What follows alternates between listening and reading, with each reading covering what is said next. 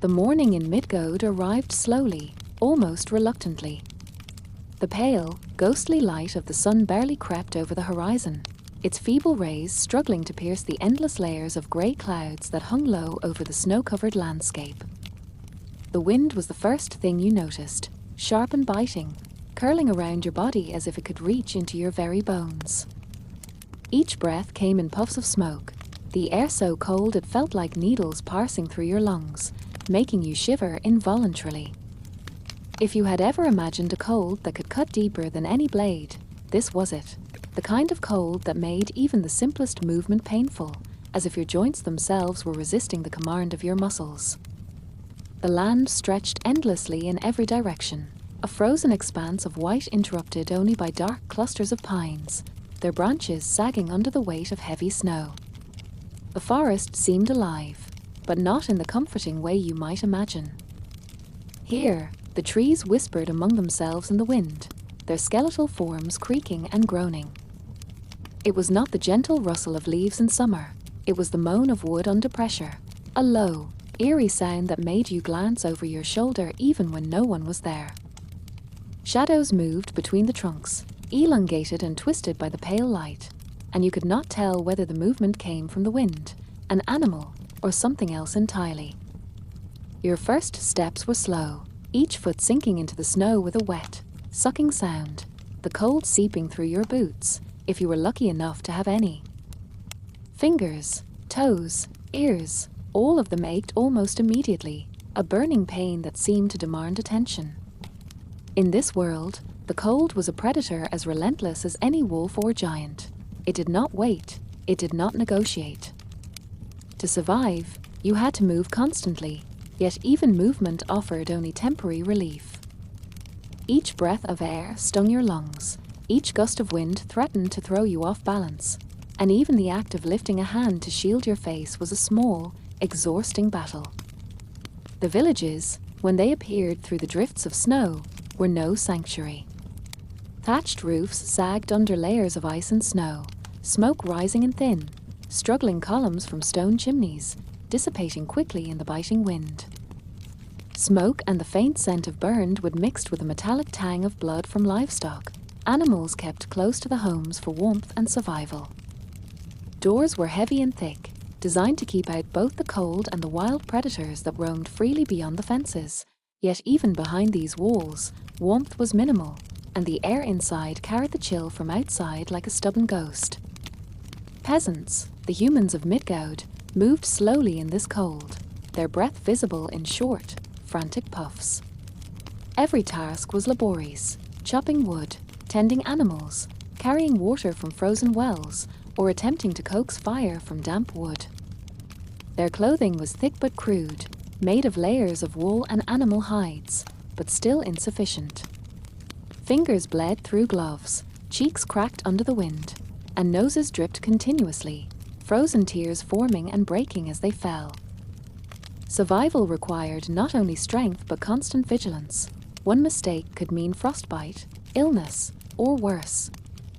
Even food was a struggle. Grain stores were meager, often frozen solid, and hunting was perilous. Wolves roamed in packs, eyes glinting in the half-light, and hunting them was dangerous, for a misstep on the icy ground could cost your life. Fish under the frozen rivers might sustain you, but cutting through ice thick enough to hold you yet brittle enough to crack beneath your weight demanded patience and skill, both of which were fragile commodities in the constant struggle for survival. Beyond the villages, the forests were darker, more threatening. Each tree was a potential ambush, each shadow a possible predator. Ravens circled overhead, their calls harsh and unnerving, feeding on carrion or watching the weak. Deer moved cautiously, their white breath misting in the cold air, ears flicking constantly at sounds invisible to you. And sometimes, the wind carried other noises, low growls, snapping branches, the distant roar of something immense moving through the trees. You could not see it, could not anticipate it, and yet you felt its presence in the tightening of your chest and the instinctive tensing of your muscles. As the day dragged on, exhaustion set in. Even the simple act of walking became a series of slow, deliberate decisions, your body weighing each movement against the risk of collapse. Hunger gnawed at your stomach, a sharp, insistent pain, while thirst, almost as urgent, reminded you that water was hidden beneath ice or snow that could chill your tongue and lips to rawness. Hours passed like this, each one a battle against the elements, against the constant threats that lurked in every shadow. And then there were the rumors, whispers carried by travelers and old villagers about creatures that lived beyond the reach of common sight. Jotun, frost giants who moved silently across the mountains, their eyes like coals in the dark.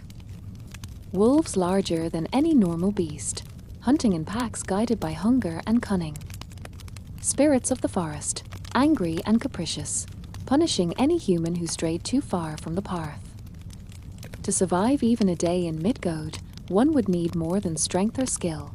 One would need luck, constant vigilance, and a mind ready to accept the incomprehensible. As night fell, the cold intensified. The sun disappeared completely, leaving only the faint glow of stars reflected on the snow, an indifferent light that offered no warmth.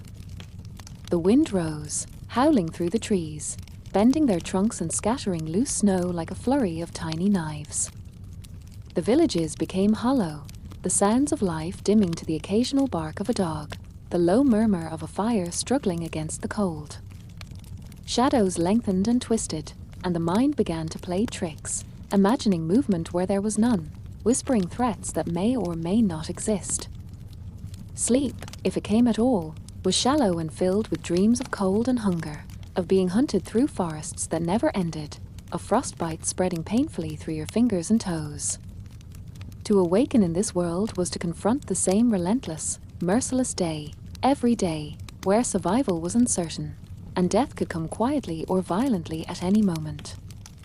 And yet, even in the bleakness, there was life, a stubborn, raw, and determined life clinging to existence in a world that was not designed for comfort, for ease, or for mercy. Chapter 2: Wolves and Beasts. The forest in Midgard was alive in a way that made every human instinct tremble. From the moment dawn's pale light crept through the frost-laden trees, the world felt predatory. Snow crunched underfoot with every step you took, each sound exaggerated in the eerie stillness. The cold wrapped around your body like chains, numbing your fingers and toes, making the simple act of walking a struggle. But the cold was not the greatest danger here. It was the silent, patient life moving in the shadows, creatures whose eyes glinted with hunger, whose instincts were sharper and more precise than anything a human could hope to muster. Wolves were the first to make themselves known. Not the small, timid animals you might imagine, but massive beasts with fur matted from snow and ice, eyes burning gold in the grey light. They moved with fluid grace, bodies low to the ground, muscles rippling beneath thick fur. Their presence was undeniable even before a sound reached your ears, a sense of being watched, of being weighed, measured, hunted. You could feel it in the tightening of your chest, the shallow intake of breath, the way your legs felt heavy, ready to betray you at the first moment of panic. These were not solitary predators. Packs moved together, communicating with low, guttural growls, with howls that traveled through the trees like distant thunder. They coordinated, understanding one another without words, an intelligence honed over countless generations. And you, a human, fragile and unarmed, were an intruder in their domain, a creature whose mistakes could easily become fatal. Even the air seemed alive with menace. A snapped branch, the crackle of ice underfoot, a distant rustle in the underbrush, each sound was amplified, a warning, a whisper of the dangers that circled you invisibly. Every instinct screamed to pay attention, to keep moving, to anticipate threats, yet movement itself demanded energy, and energy was scarce. Hunger gnawed at your stomach, sharp and insistent, while thirst pulled at your throat. Snow could provide water, yes, but eating it chilled you further, and melted ice was a slow, insufficient substitute. You learned quickly to observe. Every shadow could hide a wolf, a bear, or something stranger, something you had no name for. Tracks in the snow told stories if you knew how to read them. The long stride of a wolf, the padded footsteps of a lynx, the heavy, deliberate prints of a bear. Even deer and elk left clues, warning signs of predators that followed them. And yet, even with careful observation, the forest offered no guarantees. Predators moved with patience beyond human comprehension. They could follow you for hours, unseen, waiting for the slightest lapse in vigilance. As the morning dragged into afternoon, you began to understand the subtle hierarchy of life in this frozen forest. Wolves hunted in coordinated packs, their intelligence evident in how they encircled prey, in how they exploited weaknesses. Bears were solitary but territorial, moving silently, often climbing trees or wading into icy streams, their senses attuned to even the faintest vibrations. Foxes and smaller predators were opportunistic, darting from shadows, quick and cunning, taking advantage of any mistake, however minor. Even birds carried danger. Ravens and crows circled constantly, watching, always seeming to carry news of your presence to unseen ears. Hunger became a constant pressure, shaping your movements, dictating risk. Hunting in this environment was no casual affair. Each attempt required calculation, patience, and luck. Fish beneath frozen rivers demanded careful drilling of thick ice, the water numbing your fingers before you could even attempt to pull your catch free. Rabbits or hares could be caught, but only if you were swift, quiet, and precise, and even then the risk of attracting larger predators was high. Each meal came at a cost, energy expended, exposure to the cold, and the constant, looming threat of wolves, bears, or other creatures. Time seemed to stretch endlessly in the forest. Hours blurred as you moved, listening, watching, calculating, adjusting constantly to the patterns of life around you. Shadows shifted subtly as clouds moved overhead, the light of day muted and pale. Every tree, every snowdrift, every rock could hide danger. Even resting was perilous, for stillness invited predators, and sleep was fleeting and filled with dreams of teeth, claws, and the relentless pursuit of life. By mid-afternoon, the forest revealed more of its cruel lessons. A sudden rustle in the underbrush, a wolf darting into view, only to pause, observing you with unblinking eyes. Its ears rotated independently, catching every sound. Its body tensed, ready to pounce, but it did not. It studied you, as if amused by your fumbling survival. A moment later, it vanished into the trees, leaving only tracks and the sense of being hunted behind. The forest was patient. It had time, and you had none. Bears added a new dimension of terror. Their immense size, deliberate movements, and unerring senses made them a constant threat. You might hear the deep rumble of a bear's growl long before seeing it, or notice the crushing of branches under its weight. One misstep, one slip on the ice, and you could find yourself face to face with a creature capable of ending your life instantly. Even the faint smell of its fur carried a warning, a musky, earthy scent that made your stomach churn and your heart pound. Smaller predators did not make the forest safe either. Foxes and lynxes darted with precision, sometimes hunting together, sometimes alone, taking advantage of shadows and silence. Their speed and cunning were almost supernatural in the quiet of the snow-laden woods. And as the day wore on, exhaustion began to set in, making your reaction slower, your vision narrower, your body a liability rather than an asset. The forest itself seemed to conspire with these predators.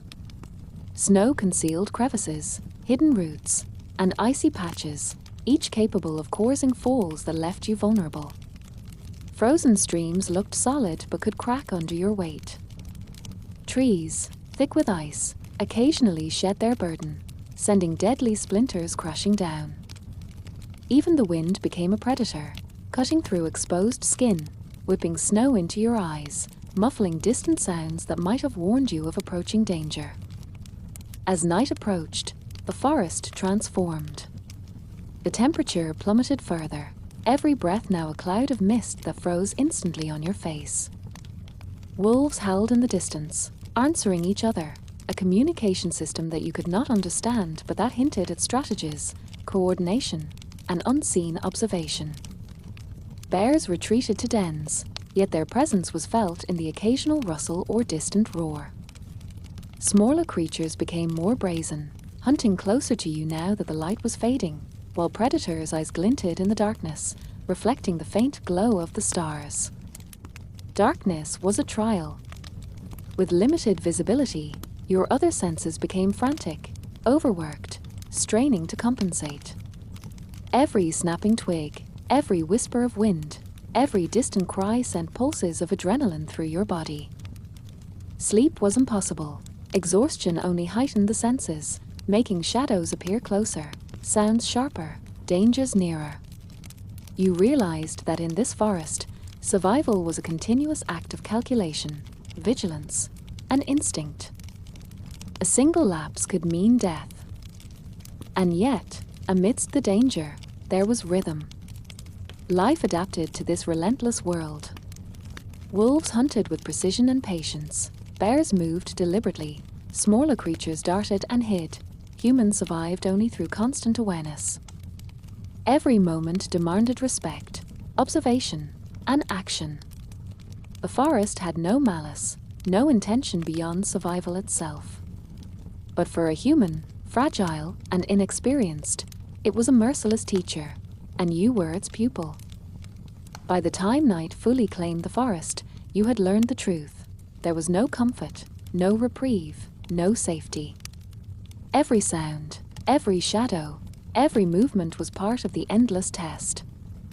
The forest, and its beasts, required a respect that went beyond comprehension, a vigilance that could never rest. One day here might pass for an eternity, and survival was never guaranteed. Wolves and beasts were patient, persistent, and perfectly adapted to the world, a world in which you, as a human, could not hope to endure without constant awareness, cunning, and luck that might never come. In the darkness, as you huddled for warmth, listening to the distant howls and rustlings, the forest whispered its lesson. You were small, fragile, and fleeting. The beasts were eternal in patience and instinct. The cold, the snow, the forest itself were not enemies, yet neither were they allies. They simply were. And in this world, the moment you let your guard down, even for a heartbeat, the wolves, the bears, and the relentless forest would ensure that you would not last another day. The forest thinned slightly as you moved, but the danger did not lessen, it merely changed shape. In the distance, mountains rose, jagged and unyielding, their peaks shrouded in clouds that twisted like restless spirits. And above all of this, there was a presence, intangible, unsettling, yet undeniable. The gods of the Norse world were not distant myths. In Midgard, they were watching, their eyes on every motion, every choice you made, every breath you drew. Odin, the All-Father, was everywhere and nowhere at once. His single eye seemed to pierce the thin veil between life and death, and though you could not see him, you could feel the weight of his gaze pressing down like a cold wind. You imagined him sitting upon his throne in Asgard, ravens perched upon his shoulders, whispering news of every human folly, every stumble through the snow. Even the most careful steps felt exposed under this invisible scrutiny, as if each misstep would be catalogued, remembered, perhaps even punished. The air itself seemed charged with this divine observation. Shadows stretched unnaturally, and the wind carried whispers that might have been voices, the faint rustle of wings, or simply the echo of your own fears. Loki, the trickster, lingered unseen, weaving chaos in subtle ways. Perhaps a rock that should have been stable crumbled beneath your weight, or a branch snapped unexpectedly, sending a shower of snow into your face. You wondered, with a shiver, whether it was chance or his design. Each stumble and slip reminded you that the god's influence was not always obvious, yet it was inescapable. The mountains grew closer, their slopes steep and treacherous. Snow clung to them in thick layers, drifting lazily in the wind but packing hard wherever a misstep could send you tumbling. Creatures of all kinds roamed here, wolves adapted to the heights, foxes darting between rocks, and even the occasional mountain bear, massive and imposing. Yet even these animals felt secondary, lesser players under the gaze of the divine. The knowledge that Odin, Loki, or even Frasier could be observing made every choice more significant, every moment more tense. You found a stream cutting through the mountains, its waters dark and swift beneath the thin ice. Hunger drove you forward, but even this simple necessity carried risk. The gods I seemed to linger on the water, imagining the misstep that could sweep you into its icy grasp, or the jagged rocks below that might break a human body with brutal ease. You knelt to drink, the cold water biting your tongue, and you swore you felt a whisper of laughter in the wind, light and mocking. Perhaps it was the forest, perhaps it was the trickster, but either way, it reminded you that nothing in this world was simple. The day stretched on in slow, deliberate agony. Every step upward required calculation, patience, and attention. Every glance over your shoulder revealed the beauty and peril of the mountains, the stark contrast between the white snow and the black rocks, the way shadows twisted in unnatural angles, the faint glimmer of ice that could betray a foothold. And always, always, there was the sense of being observed.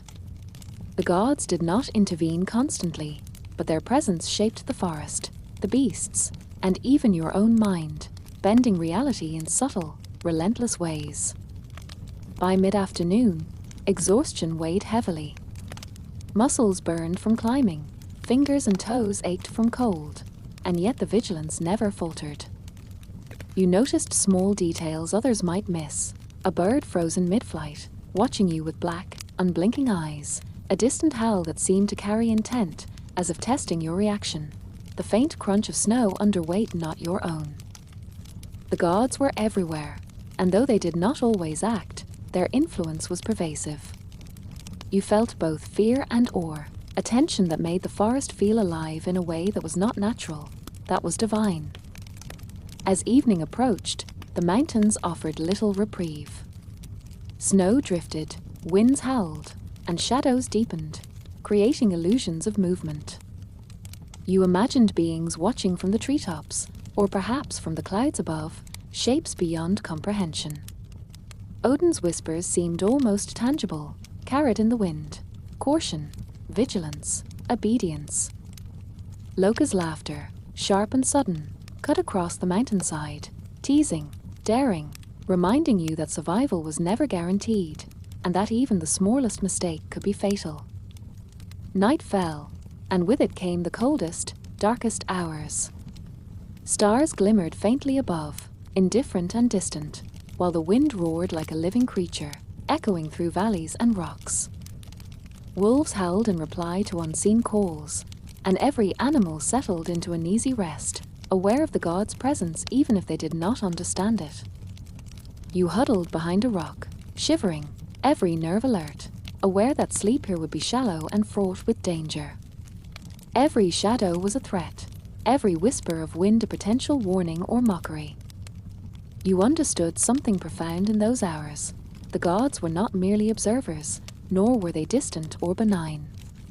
They were arbiters of survival, of fate, of chance itself.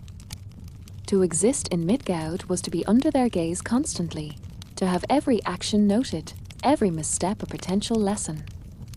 You realized that human cleverness and skill were fragile defenses against the awareness of beings who could shape reality effortlessly, whose patience was infinite, and whose whims were unknowable. By the first light of dawn, your body ached, your mind was exhausted, and yet the vigilance remained. The mountains, the forest, the streams, the very air, all were alive with unseen eyes. You had survived another night, but the gods had not forgotten you. Their attention lingered, shaping the paths you would take, the creatures you would encounter, and the dangers that would await you.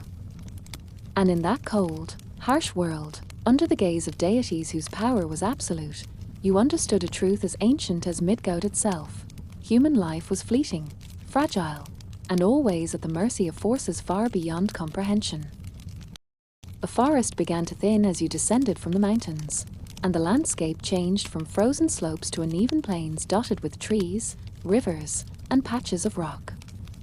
The air carried a different scent here, not just cold and pine, but smoke, cooking fires, and the unmistakable tang of blood. Life in Midgard was not uniform. Each region held its own dangers and rhythms, and here, in these plains, you could sense something ancient and raw, human life, but not the kind that promised safety. The tribes of Midgard were unlike any society you had known. Civilization, as you might imagine it, did not exist in the way you understood.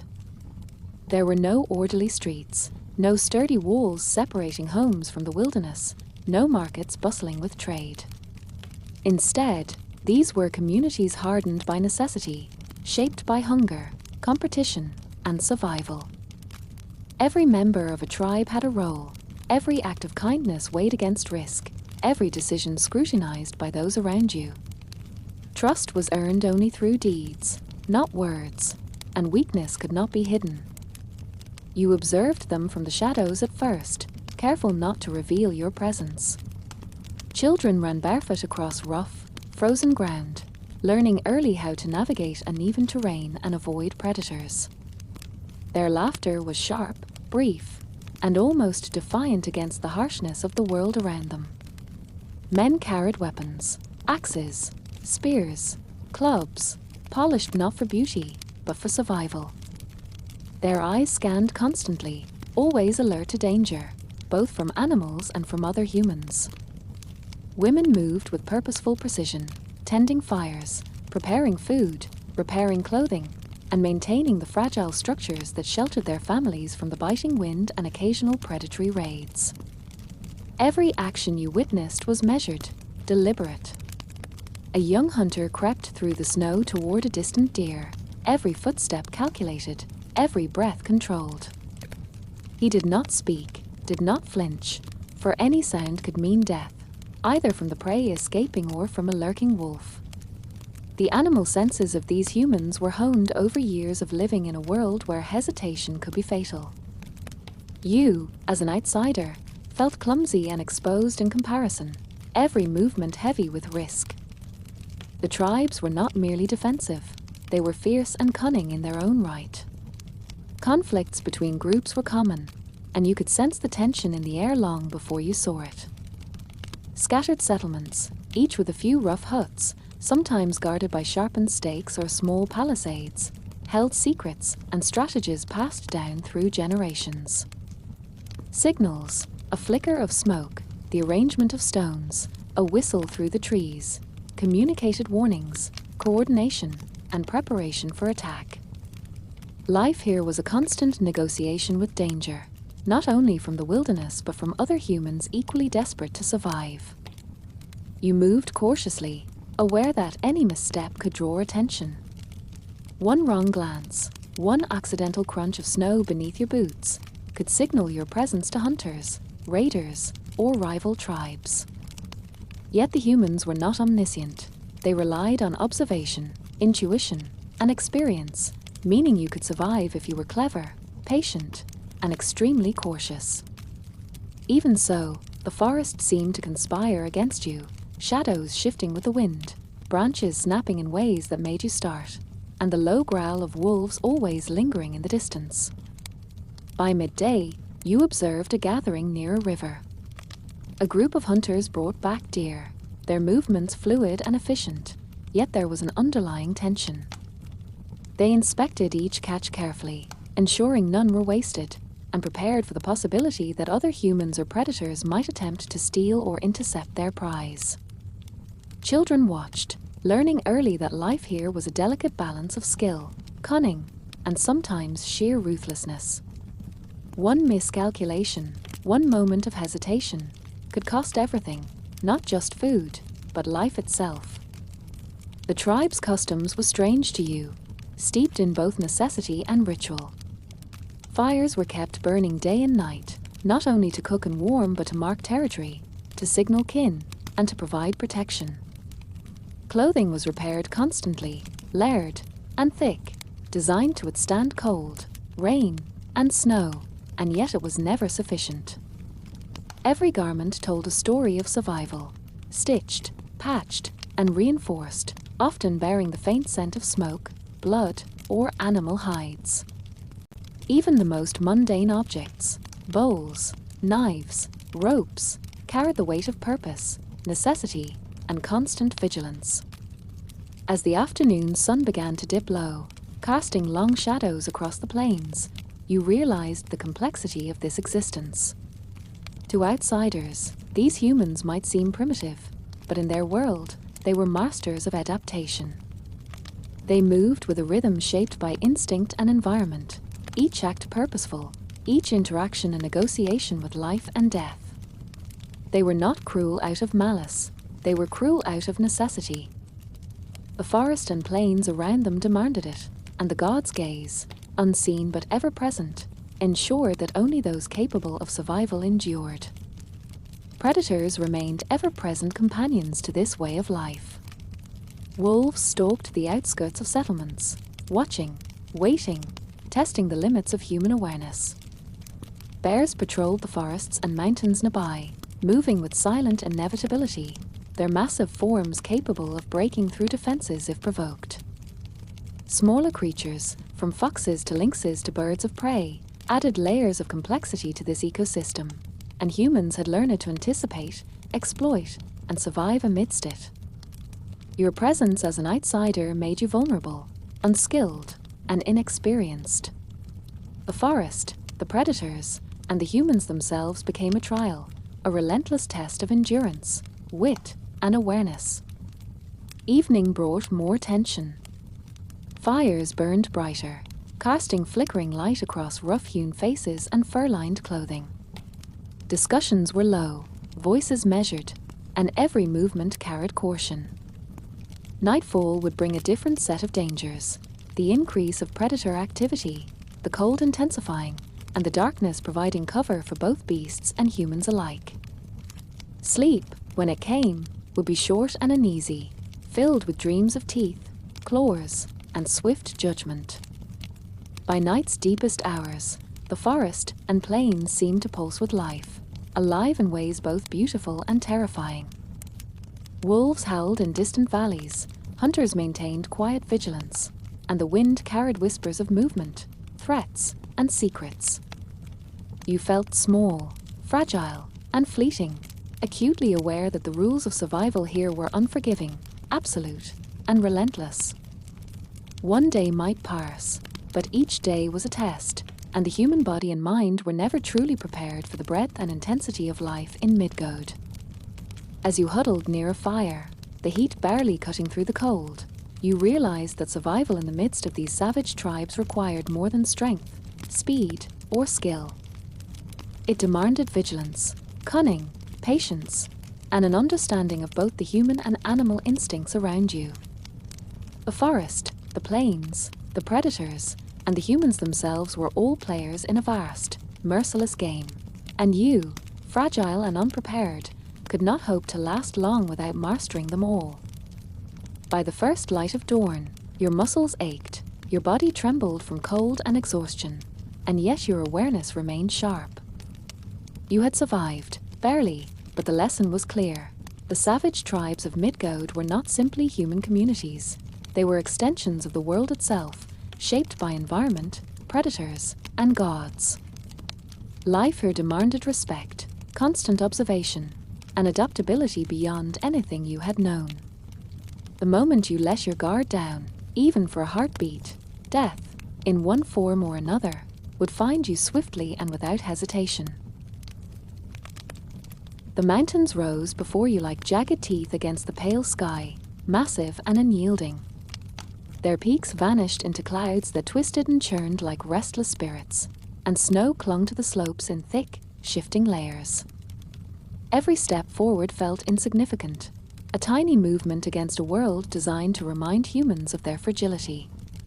The air thinned as you ascended, cold and sharp, stinging lungs and burning fingers. Each breath was a conscious effort, a reminder that the body could betray you at any moment. The giants of Midgard, the Jotun, were more than mere stories whispered around fires. They were immense, terrifying, and patient. Their footsteps, when they moved, sent tremors through the rocks beneath you, subtle at first but unmistakable. Their eyes, if they looked upon you, would be enormous pools of ancient awareness, capable of measuring every fear, every weakness, every heartbeat. You understood immediately that these creatures were not merely predators. They were forces of nature incarnate, moving with the weight and inevitability of mountains themselves. As you climbed higher, the landscape became less forgiving. Rocks jutted sharply from the snow, hidden crevices threatened to swallow a careless foot, and icy patches glistened deceptively, ready to send you sliding down a slope that ended in sharp stone or deep snow.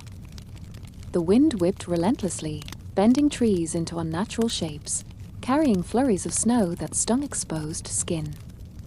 Even the smallest miscalculation could become fatal. Every movement required balance, patience, and absolute attention. You caught sight of one of the Jotun in the distance, a massive figure, almost blending with the mountain, moving with slow, deliberate grace. Its hands were enormous, capable of crushing boulders, its head rising above the tallest trees. And yet it moved with intelligence, observing, calculating. Perhaps it had noticed you, perhaps not. Even the smallest ripple in the snow could betray your presence, and the mountains amplified every sound, carrying it far and wide. You understood immediately that in this world, nothing was hidden, nothing was safe, and survival demanded more than just skill. It demanded constant vigilance and an understanding of forces far beyond human comprehension. The Jotun were not the only danger. Wolves and other beasts roamed these slopes, adapted to the thin air and treacherous terrain. Birds of prey circled overhead, their sharp cries echoing through valleys, carrying unseen warnings or perhaps simple curiosity. Smaller predators darted between rocks, hunting for food, testing boundaries, and always observing you as keenly as the giants did. Each creature was a reminder that the mountains were alive with danger, a living, breathing ecosystem that did not forgive weakness. As the day dragged on, exhaustion set in. Every step upward required effort that seemed to multiply with the altitude.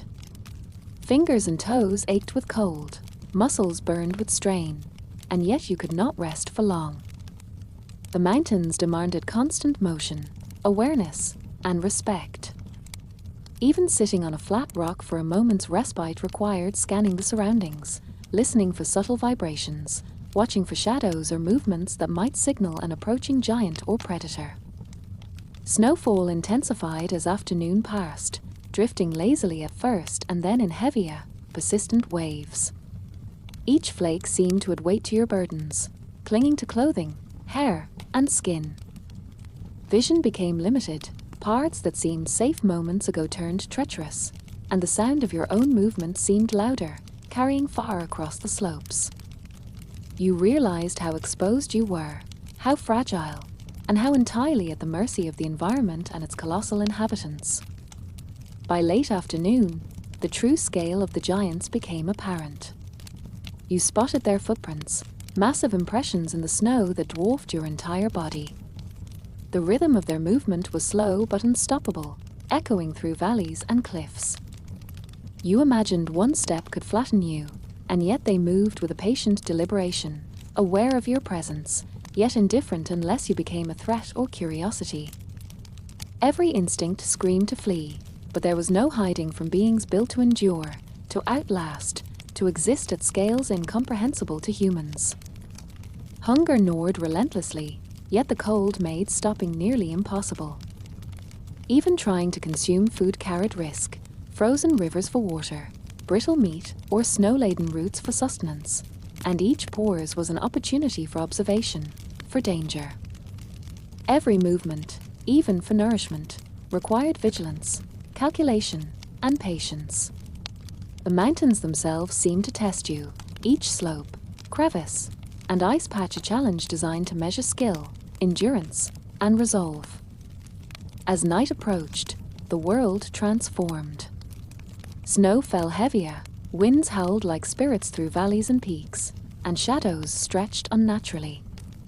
The giants moved, their slow forms ghostly in the drifting white, creating an ever-present tension that tightened your chest and made every breath a conscious struggle. Wolves howled from distant ridges, echoes bouncing off the stone, merging with the howling wind. You were small, fragile, and entirely exposed, and the mountains themselves seemed to remind you constantly of your mortality. Night deepened, and the cold intensified. Fire was nearly impossible to maintain in these conditions, and sleep became a dangerous luxury. Muscles cramped, breath came in shallow puffs, and your mind wandered between exhaustion and fear. Every sound, the groan of shifting snow, the distant rumble of a giant's step, the snap of a branch, carried a weight that was almost unbearable. You felt your heartbeat echoing in your ears, a fragile drum against the vast, relentless world around you. And yet, in this frozen, treacherous landscape, there was rhythm. The giants moved with purpose, predators hunted with precision, humans adapted and endured, and the mountains remained immutable, eternal. Every action, every decision, every breath was part of a slow, relentless lesson that human life was fleeting, fragile, and constantly at the mercy of forces far larger, faster, and infinitely more patient. One misstep, one lapse in vigilance, one moment of weakness, and survival would slip away in an instant. By the first light of dawn, your body ached from exertion, cold, and tension. Your mind was sharpened to every subtle sound, every shadow, every distant movement. You had survived, but the mountains and their colossal inhabitants had left an indelible mark. Their scale, patience, and power were reminders that Midgard was not designed for humans, and that each day in this world demanded skill, awareness, and humility beyond ordinary comprehension. And as the sun's pale rays struck the icy peaks, you understood a truth as old as the world itself. Giants, like the mountains they roamed, were eternal, and human survival was always temporary, always uncertain, always tested. The mountains receded behind you, replaced by rolling plains that led toward the restless, endless sea. The air grew damp and salty, carrying the smell of brine and seaweed, mixed with the faint tang of fish drying on wooden racks near scattered fishing villages. The wind here was relentless, carrying not only cold but the threat of sudden storms that could rise from the water in minutes, violent enough to sweep a human off their feet or dash a fragile boat against the rocks. The sea itself was alive, its surface shifting constantly, waves rising and falling with immense power. The horizon seemed infinite, merging sky and water into a pale, grey blur, and the roar of the ocean filled the air, a sound both magnificent and terrifying. One could not simply observe it passively. To be near the sea demanded vigilance. Rocks were slick with algae, currents were invisible but deadly, and sudden waves could knock down even the strongest, dragging them into the icy water with no hope of return. You noticed the fishing villages along the coast, small clusters of huts built of driftwood, reeds, and stones. Smoke rose in thin columns from hearths, mingling with the mist from the sea.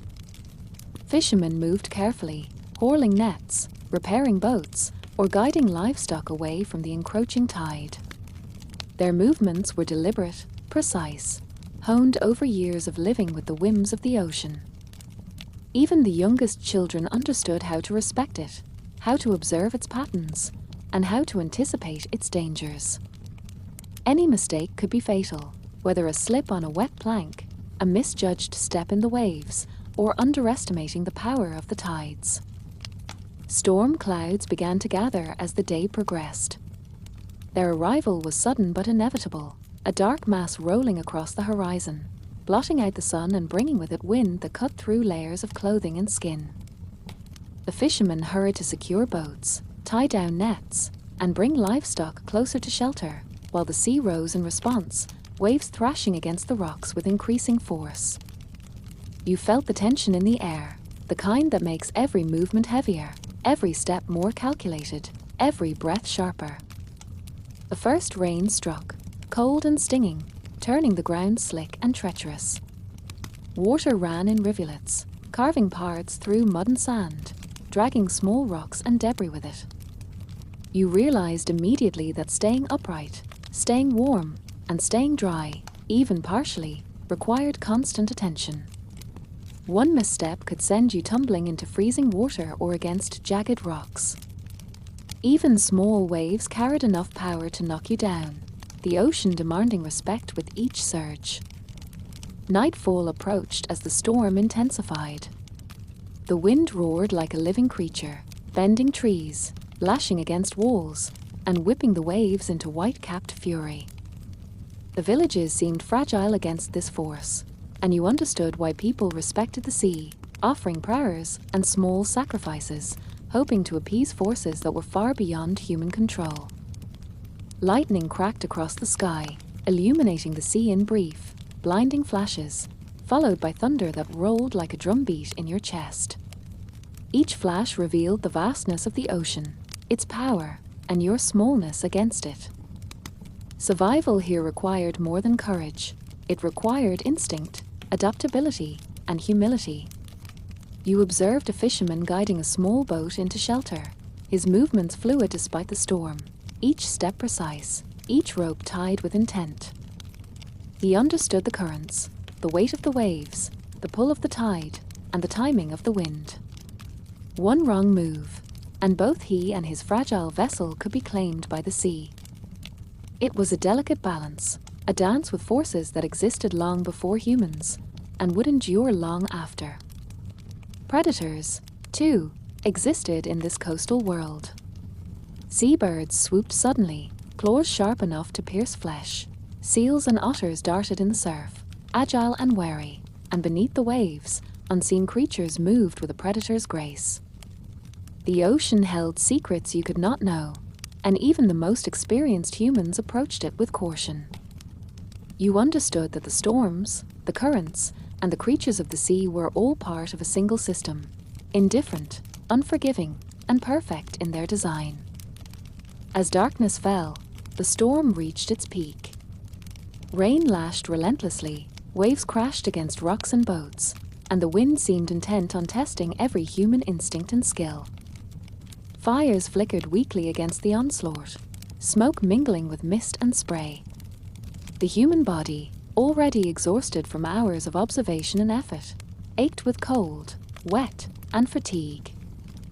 Every movement required mental calculation and physical precision, for one misstep could mean being swept into the raging sea or crushed against unforgiving rocks. By the deepest hours of the night, the storm subsided slightly, leaving behind a world soaked, cold, and tense. The sea continued its relentless motion, a reminder that peace was temporary and danger constant. Humans emerged cautiously from their shelters, tending fires, checking boats, and assessing damage. Even this small moment of calm was fleeting. The ocean could shift at any second, a silent, patient predator waiting for a lapse in vigilance. And you realized the truth. To survive by the sea in Midgard was to live in constant awareness, to respect forces beyond control, to anticipate danger in every wave, every gust, and every shadow. Strength alone was insufficient. Wisdom, patience, and humility were the real tools of survival. A single mistake could erase all effort, all skill, all endurance in an instant.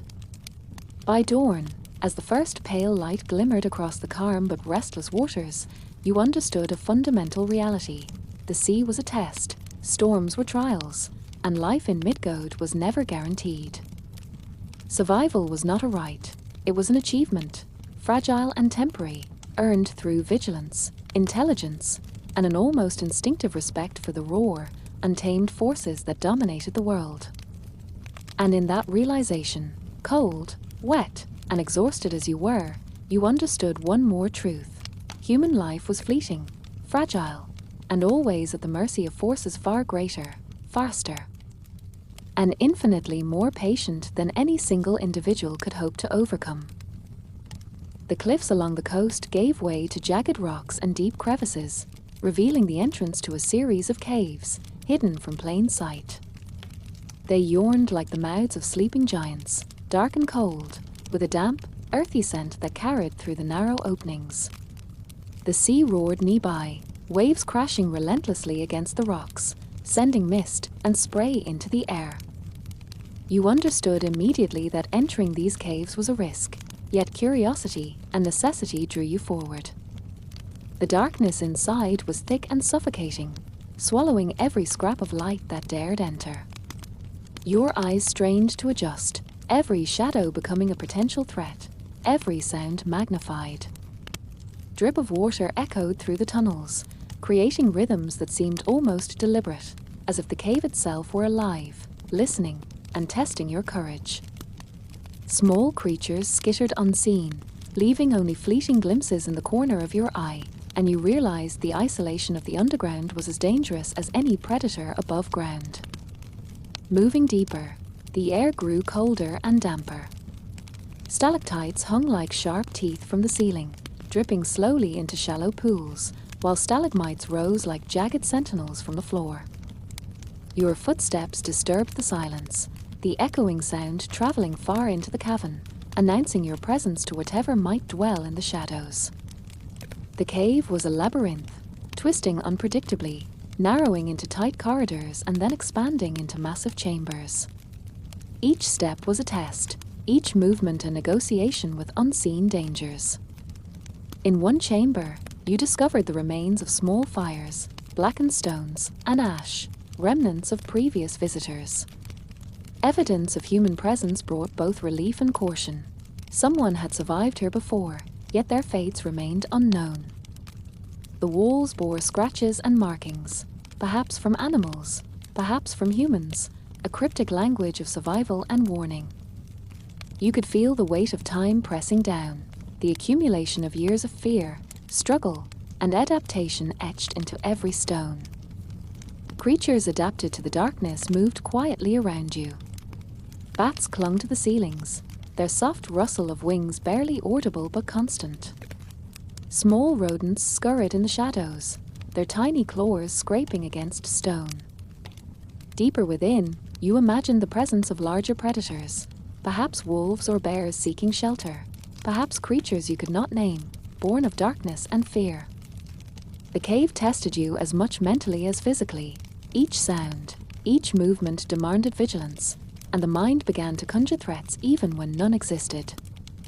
As hours passed, you navigated the labyrinth with careful attention. Every choice mattered, which corridor to follow, which chamber to explore, which shadows to trust or avoid. Hunger gnawed persistently, but stopping to eat carried risk. You had to move, observe, and calculate constantly. The cave, while offering shelter from the storm outside, was a trap in its own right, a world of shadows where mistakes could be fatal. You discovered pools of water, dark and reflective. They offered relief from thirst, yet their surfaces mirrored not only your reflection but the depth of the cave's isolation. Every splash seemed amplified, echoing in ways that disoriented, and every ripple suggested movement beneath the surface. You drank cautiously, aware that the water might hide predators, or that the act of drinking might draw attention from unseen watchers. The cave was a silent teacher of caution, patience, and awareness. Exploring further, you came across narrow passages barely wide enough to squeeze through, forcing careful movement and calculated risk. Sharp rocks threatened to cut skin and clothing, and any slip could send you tumbling into a hidden crevice, far from escape or aid. The weight of the darkness pressed on your shoulders. The silence amplified every heartbeat, every inhale, until the mind itself became a predator, conjuring dangers to match the real ones lurking in the stone and shadow. Some chambers were massive, cathedral-like in scale, echoing every sound with ghostly resonance. You imagined ancient ceremonies, forgotten rituals, and the countless humans who had passed this way, surviving or succumbing to the cave's relentless tests. The markings on the walls told stories of life, death, and caution, a cryptic reminder that survival was always earned, never guaranteed. The sense of time blurred, hours stretched into an endless trial, each decision compounded by fatigue, hunger, and the unyielding pressure of the cave's silent menace. By nightfall outside, the cave offered some protection from wind and rain, yet darkness within remained absolute. Sleep was impossible. The mind refused rest, scanning shadows, interpreting echoes, imagining movement. Your body ached from cramped movement, cold, and exertion, yet your awareness could not falter. Even in the absence of immediate danger, the cave demanded vigilance, teaching the lesson that survival was never passive. As dawn approached, the first light penetrated the entrance faintly, casting long, thin beams into the darkness. Dust and mist danced in these rays, illuminating the intricate structures of the stalactites and stalagmites. You paused to observe, noting the way the cave seemed both ancient and alive, indifferent to human existence yet perfectly attuned to the challenges it presented. The silence outside contrasted with the roaring sea and storms that had battered the cliffs, reminding you that the world beyond these walls was equally unforgiving. Emerging from the cave, your body stiff, mind sharpened, and senses heightened, you understood another layer of Midgard's relentless trials. The hidden caves were more than shelters. They were teachers, testing patience, perception, and endurance. Every sound, every shadow, every choice within these stone walls was a measure of human adaptability. The forest, mountains, storms, and now the caves had shown you the same truth. To exist here required constant vigilance, skill, and humility, for the world itself, in all its forms, was indifferent to human survival. By the time you stepped back into the light of day, the cave's shadows clung to your mind like echoes of warning. You had survived, yet the lesson remained. Midgard was not forgiving, and every safe moment was temporary. The hidden caves had revealed secrets of endurance, patience, and awareness, reminding you that each day, each step, each breath was a fragile achievement, earned only through careful navigation of a world built from danger, shadow, and relentless challenge. The plains gave way once more to dense forests, trees stretching high and thick, their branches intertwined in tangled webs that blocked sunlight and created shifting patterns of shadow. This forest was unlike any other you had traversed. It seemed alive not just with wildlife, but with subtle distortions of reality. Paths curved unpredictably, disappearing behind dense undergrowth, only to reappear moments later as if nothing had been there. Every step felt uncertain, every glance questioned. The air was thick with humidity and the scent of earth and decaying leaves. Mist clung to the ground, curling around roots and rocks, making every movement cautious. You noticed immediately that the forest had a rhythm of its own, a subtle pulse, almost imperceptible, but constant. It whispered of hidden dangers, hidden creatures, and illusions meant to test perception and judgment. Every shadow could conceal predators, every tree might mask a pitfall, and even the smallest sounds were amplified in the silence. Creatures moved through this forest with skill honed over countless generations.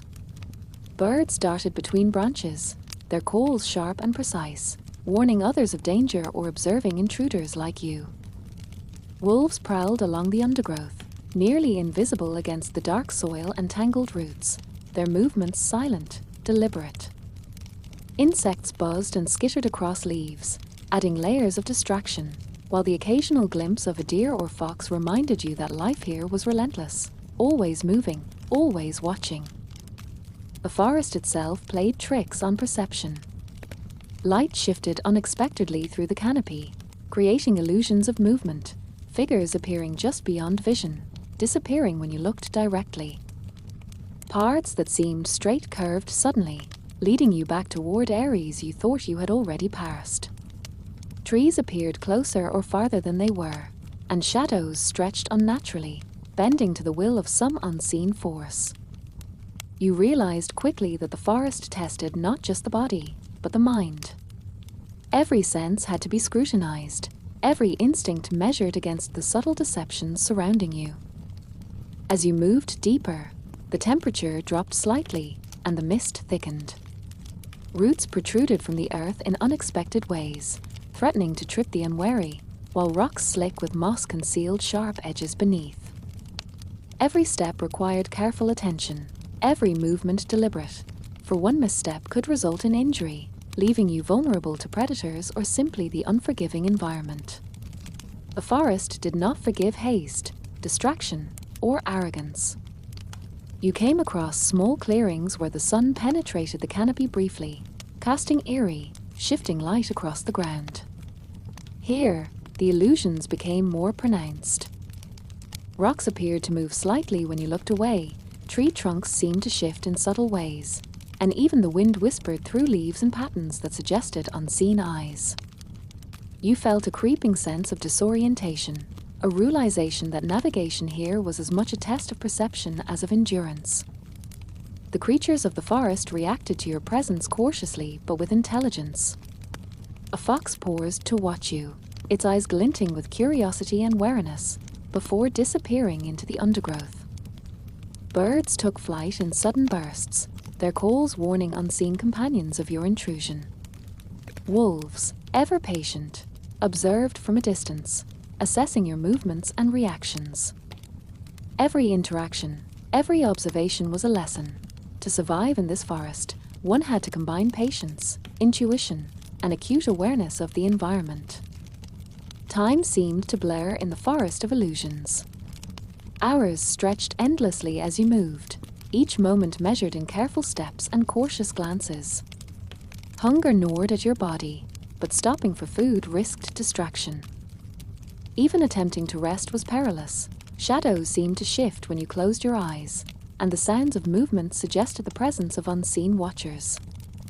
Sleep here was shallow, punctuated by imagined dangers and real threats, a constant reminder that the forest demanded vigilance. As night fell, the forest transformed further. Mist thickened into a near-solid wall, swallowing parts and distorting distances.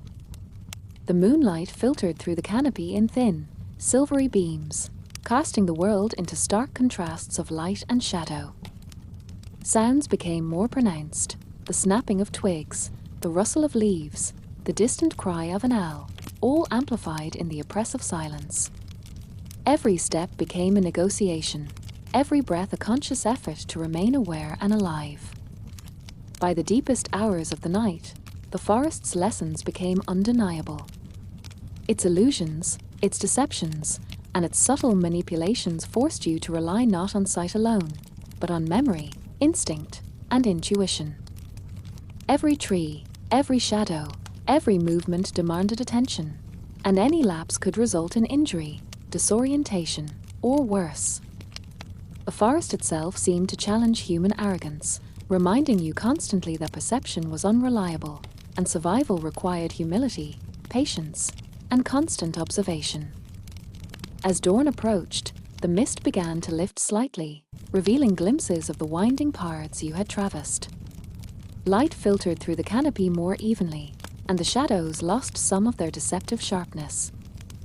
You paused to take in the forest fully, understanding the breadth of its lessons. It had tested your mind and body, forced your senses to their limits, and reminded you that survival in Midgard was never a given.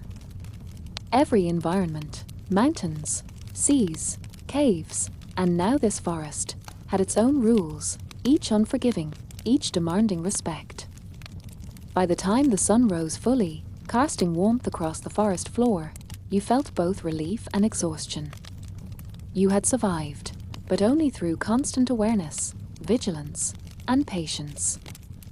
The Forest of Illusions had taught one more essential truth of Midgard. The world was not merely dangerous because of what could be seen, but because of what could be imagined, unseen, and subtly manipulated. Human perception alone was insufficient. Survival demanded intuition, endurance, and respect for forces far beyond ordinary comprehension. Beyond the dense forests and treacherous mountains lay a land that seemed to exist outside of time and mercy, the Cursed Lands. The air here was thick and heavy, carrying the smell of decay, damp soil, and faintly burnt vegetation. The sky above was perpetually overcast, pale grey clouds hanging low and heavy, as though weighed down by the sorrow of the land itself. The wind whispered through dead trees and cracked earth, a soft, mournful sound that carried warnings you could not fully understand. The ground was uneven and treacherous, scarred with deep fissures, hidden sinkholes, and jagged stones that could pierce through even the thickest boots. Grass struggled to grow here, pale and brittle, while twisted shrubs bore thorns sharp enough to cut skin if brushed too quickly. Pools of stagnant water reflected the dull sky, hiding unseen dangers beneath their opaque surfaces. Even the simple act of walking demanded careful attention, each step calculated to avoid injury or entrapment. The cursed lands were not empty. Shadows moved between the dead trees and cracked earth, some perhaps creatures of flesh and blood, others harder to name. The air was alive with subtle noises, the rustle of unseen feet, the low growl of distant predators, and the faint, eerie laughter of something you could not identify. Every sense was heightened, every instinct sharpened, for danger was not always obvious here. It often lurked just beyond perception. You soon realized that the land itself was deceptive. Paths twisted unexpectedly, landmarks appeared where none should exist, and familiar features could vanish entirely when you returned to them. The terrain seemed to shift subtly, as if aware of your presence, guiding or misleading you. The earth, the stones, even the stagnant pools appeared to conspire, demanding caution, patience, and observation. One lapse, one careless glance, and you could find yourself trapped, lost, or worse, injured beyond help. Predators in this land were relentless and cunning. Wolves with eyes like embers stalked through the dead trees, their coats blending perfectly with shadows. Small, sharp-toothed creatures darted in and out of undergrowth, fast and silent, while birds of prey circled overhead, screeching warnings to one another and perhaps to you. The balance here was subtle, delicate, and unforgiving. Every move, every sound, every decision had consequences. You came across remnants of human presence, abandoned huts, shattered tools, and bones half buried in mud. These were stark reminders of previous travelers, explorers, or tribes who had entered the cursed lands and failed. The ruins were not simply remnants, they were lessons etched into the landscape, warnings to respect the power of the environment and the necessity of vigilance. Survival here was not assured, it was a fragile achievement, easily undone by overconfidence or misjudgment. As the day wore on, the land seemed to close in. Dead trees stretched higher, casting longer shadows, and the wind carried strange, distorted sounds that played tricks on the mind. The subtle shift of light created illusions of movement where none existed, and the murky pools reflected shapes that were never truly there. Every instinct screamed caution, every heartbeat a reminder of your vulnerability. Even hunger and fatigue could become dangerous distractions in this merciless land. By afternoon, a dense fog rolled in, thickening rapidly and reducing visibility to mere feet. Shapes became impossible to identify, sounds distorted and exaggerated. Your own movements echoed in unnatural ways, the forest of dead trees and broken ground turning familiar paths into disorienting mazes. The cursed lands revealed themselves fully. They were alive with deception, a world designed to test human perception, resolve, and endurance. Each step was a negotiation with uncertainty, each breath a reminder of fragility, each decision a potential matter of life and death. As night approached, the wind grew sharper, colder, and filled with the faint, almost intelligible whispers of the land. Trees groaned and creaked, rocks shifted imperceptibly, and distant howls echoed across fissures in the earth.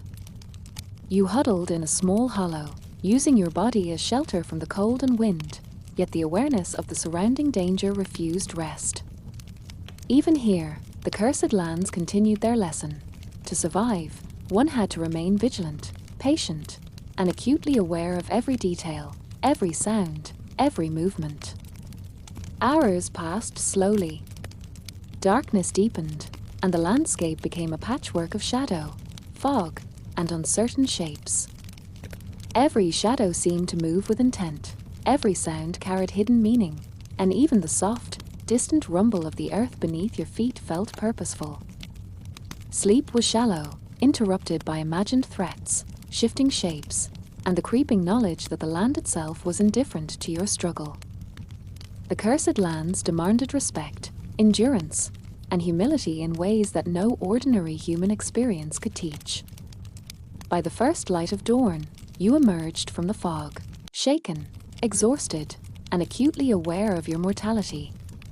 The cursed lands had imparted lessons far harsher than any mountain, forest, or storm. Survival was never guaranteed here.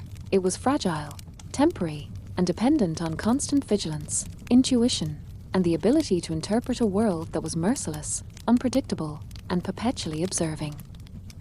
You realized, with a shiver, that every environment in Midgard, from the mountains to the seas, caves, forests, and cursed lands, was a crucible designed to test every human skill, every instinct, and every ounce of patience and endurance. And as you stepped beyond the edges of the cursed lands, exhausted but alive, one truth became undeniable. Human life in Midgard was fleeting, fragile, and always at the mercy of forces far greater, stranger, and infinitely more patient than any individual could hope to confront. The world had tested you again, reminding you that to exist here was not a right, but a tenuous achievement, won only through skill, awareness, and relentless caution. The final stretch of your journey through Midgard led you to a place that felt older than time itself.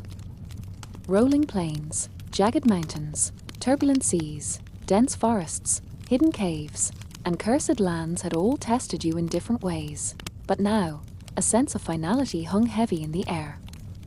The landscape stretched endlessly before you, a convergence of every danger, every challenge, every lesson you have faced so far, yet somehow magnified, amplified, as though the world itself intended to issue a verdict on your survival.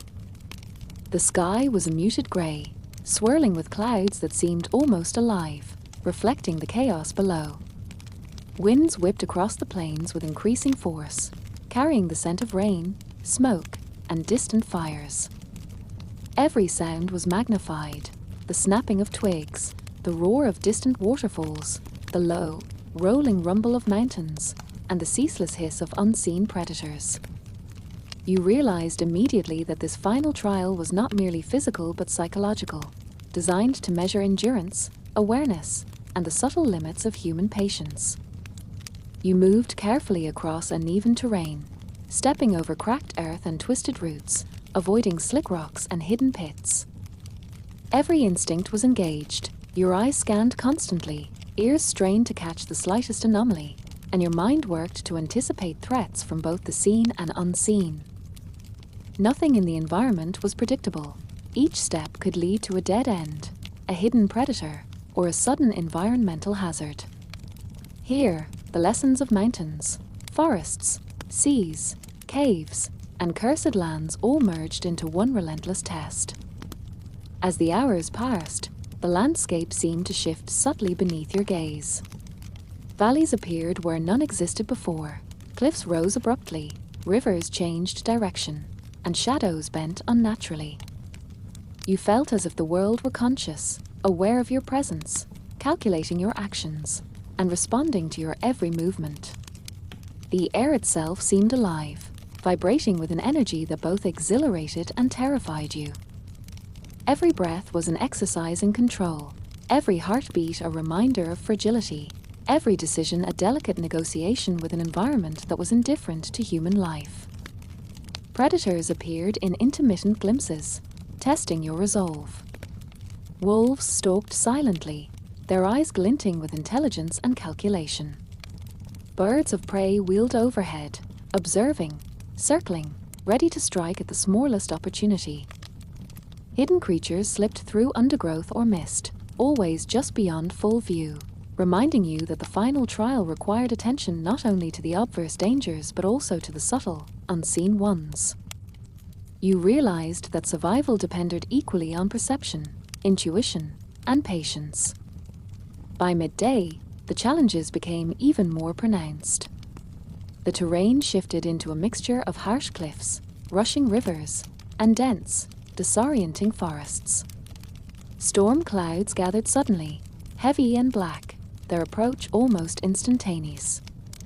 The rain fell with unrelenting force, washing out trails, obscuring landmarks, and chilling your body to the bone. Lightning cracked across the sky, illuminating dangers that were otherwise invisible, and thunder rolled like a drumbeat against the mountains, a reminder of nature's roar, indifferent power. Navigating this terrain demanded every lesson you had learned. Movement had to be precise, deliberate, and calculated. Even the simple act of stepping across a stream or climbing a slippery slope was fraught with risk. You felt the cumulative toll of the journey, muscles aching, skin bruised and cold, mind sharp yet exhausted, and understood that human endurance was finite. The world around you, however, seemed infinite, patient, and unforgiving.